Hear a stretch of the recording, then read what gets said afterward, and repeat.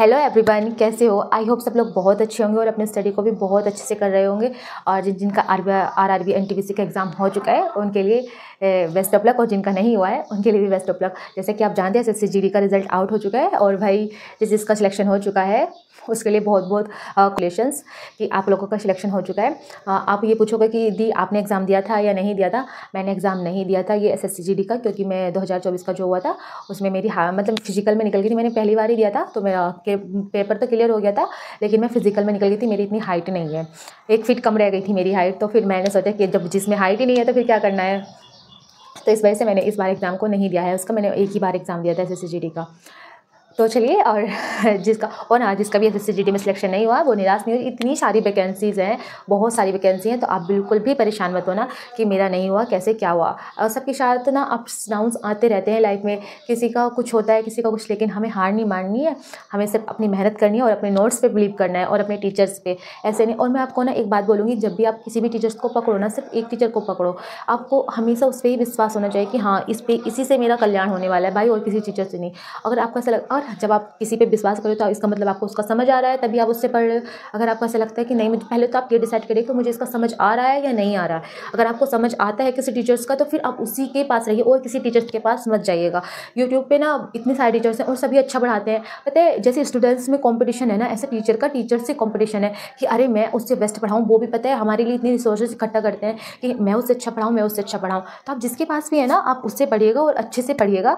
बस आपको बस एक चीज़ याद रखनी है कि जो हमने पढ़ा है ना उसका रिवीजन बहुत करना, मतलब रिवीजन मस्ट है सबसे पहले। अगर हम रिवीजन नहीं करेंगे ना तो कोई कितना भी बढ़िया टीचर हमें पढ़ा ले, हम कभी भी एग्ज़ाम क्लियर नहीं कर सकते, कोई भी एग्ज़ाम क्लियर नहीं कर सकते। देखो, हम मेहनत करना हमारे ऊपर है, नसीब रहा वो अलग बात है। मेरा मानना है कि हमारी 95% जो होती है ना वो हमारी मेहनत होती है और 5% हमारा नसीब होता है कि मतलब हमें क्या करना है और कैसे करना है। तो आप अपनी मेहनत पे भरोसा रखिए। और हाँ, जब भी कोई भी एग्ज़ाम देने के लिए जाए ना तो आप अपने मम्मी पापा, अपने बड़ों का आशीर्वाद लेके ज़रूर जाइएगा, क्योंकि पता है जो माँ बाप दिल से दुआ देते हैं ना कि हाँ हमारे बच्चे का एग्ज़ाम हो जाओ, वो दिल से दुआ ना एकदम अलग ही होती है। आपका एग्ज़ाम अगर थोड़े बहुत ऊपर नीचे भी हो रहा होगा ना, वो दुआ इतनी मन से निकली होगी कि आपको ऐसा लगेगा नहीं मुझे बहुत अच्छे से करके जाना है। आप खुद ही एनर्जेटिक फील करोगे वहाँ पे जाके। तो आप अपने बड़ों का आशीर्वाद जरूर लेके जाइएगा और भगवान को जो भी जिसको मानता है आप उसको जरूर नमस्ते करके जाइएगा। दही चीनी खा के जाइएगा। कहते हैं कि दही चीनी खाने से एग्ज़ाम अच्छा होता है, लेकिन जिन्होंने पढ़ाई नहीं है वो भाई कितनी भी दही चीनी खा ले या उसका कुछ नहीं होने वाला है। ठीक है, तो मैं अब अपने मेन टॉपिक पे आती हूँ, मैं जिसके बारे में आपको बताने के लिए आई हूँ, जिसका आपने थंबनेल देखा है।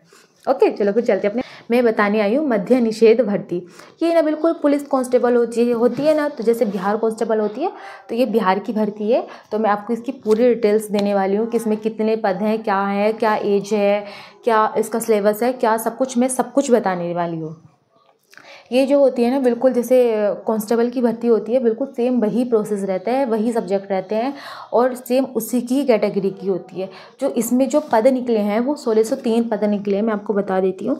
ये भर्ती तो काफ़ी है, लेकिन इसमें जो पदों की संख्या है ना वो निर्धारित कर दी गई है। 1603 पद हैं और जो अब 1603 पद रहेंगे इसमें। और ये बिहार निषेध भर्ती है। और अब मैं आपको बता देती हूँ कि इसके लिए हमें क्या क्या चीज़ की क्वालिफिकेशन में क्या क्या चाहिए और क्या क्या नहीं चाहिए। मैं आपको छोटी सी वीडियो के लिए आई हूँ, ये नहीं कि मैं लॉन्ग वीडियो बना दूंगी। तो बस जो मेन बात है मैं आपको वही बताने के लिए आई हूँ। देखो, क्वालिफिकेशन के लिए हमें 12th चाहिए, चाहे वो मेल हो या फीमेल हो।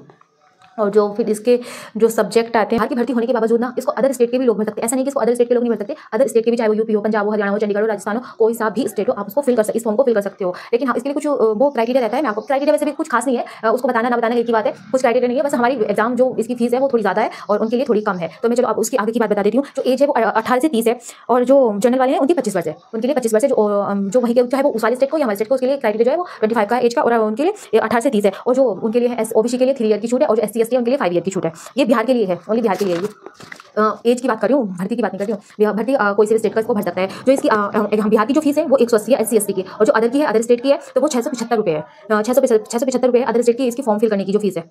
और मैं आपको उसका बता देती हूँ कि इसका जो सिलेबस है उसमें क्या है। जो बिहार कांस्टेबल का सिलेबस होता है ना, सेम वही सिलेबस है। जीके जीएस, इंग्लिश और हिंदी, ये इसके 3 सब्जेक्ट होते हैं। तो यही इसमें आने वाले हैं। ऐसा नहीं कि इसमें कुछ अलग पूछ लिया जाएगा, नहीं। अब जो और जिसका जो अभी डेट आ गई है बिहार पुलिस की 1 महीने के बाद जिसका एग्जाम है, तो वो जीके जीएस पे तो इतना ज़्यादा ध्यान दे, लेकिन वो अपने बिहार के ही जीके जीएस को ज़्यादा पढ़े तो वो ज़्यादा बेटर रहेगा। क्योंकि साइंस तो सबकी एक सी होती है। अगर 12th लेवल की आपने साइंस पढ़ रखी है तो आप इजी उस क्वेश्चन को बना लोगे। अगर अच्छे से पढ़ रखी है, अगर सर के ऊपर से गई है तो नहीं बना पाओगे भाई, तो उसको भी पढ़ना पड़ेगा। मैं बता देती हूँ कि इसमें जो फिर एग्जाम के बाद हमारे जो फिजिकल होगा उसमें क्या क्या चाहिए। मेल के लिए 1600 मीटर की रनिंग है जो 6 मिनट में कंप्लीट करनी है, और फीमेल के लिए 1000 कि 1000 मीटर की रनिंग है जो 5 मिनट में कंप्लीट करनी है, ठीक है। और लॉन्ग जंप 4 फीट की है मेल के लिए और 3 फीट की फीमेल के लिए है। आपको जो मेल है उनको 4 फीट की लॉन्ग जंप करनी है और जो फीमेल है उनको 3 फीट की करनी है। और गोला इसमें फिर इसके बाद फिजिकल में गोला फेंक होता है 16 पाउंड का, जो मेल के लिए होता है 16 पाउंड का जो होगा मेल के लिए होगा, जो 16 फीट का होना चाहिए। और फीमेल के लिए 12 पाउंड का होगा, 12 पाउंड का होगा और उनके लिए भी 12 फीट तक ही ठीक गोला फेंका जाएगा, ठीक है। 12 पाउंड का होगा, 12 फीट का ही फेंका जाना चाहिए। और जो उसमें हाइट मांगी जाती है मेल के लिए 165 है और SC/ST के लिए 160 है। और जो मेल के लिए हाइट है चाहे वो कोई सी भी कैटेगरी, ऑल कैटेगरी के लिए 155 है, यानी कि 155 है। और फिर इसके बाद हमारी लिखित परीक्षा तो होती है, OMR की होती है, ये सारी चीज़ें। फिर इसके बाद DBPST ये सब कुछ होता है, मेडिकल टेस्ट होता है। इसको अब बात कर लेते हैं इसके फॉर्म की, किसका फॉर्म कब अप्लाई होगा और कब इसका नोटिफिकेशन आने वाला है। तो मैंने न्यूज़ की कटिंग देखी है तो उसमें जुलाई में बता रहे हैं कि जुलाई के स्टार्टिंग में या फिर अगस्त के स्टार्टिंग में, जुलाई अगस्त में इसका नोटिफिकेशन आउट हो जाएगा। तो आप अपने अच्छे से तैयारी करते रहिएगा। और आप, मैं तो हमेशा से बोलती हूँ कि आप किसी पर्टिकुलर उसकी एग्जाम की तैयारी करके अपने सब्जेक्ट की तैयारी कीजिएगा, आपको हर एग्जाम निकलेगा, मैं गारंटी लेती हूँ उस चीज़ की। तो आप अपने अच्छे से तैयारी करिएगा और अपनी फैमिली का ध्यान रखिएगा। मिलती हूँ नेक्स्ट वीडियो में। अगर आपको इसके बारे में कुछ और भी जानकारी चाहिए तो आप मुझे कमेंट सेक्शन में बताना कि दी मुझे इसके बारे में ये पूछना है, तो ठीक है। मिलती हूँ नेक्स्ट वीडियो में। हर हर Mahadev, love you, like share subscribe. Hello.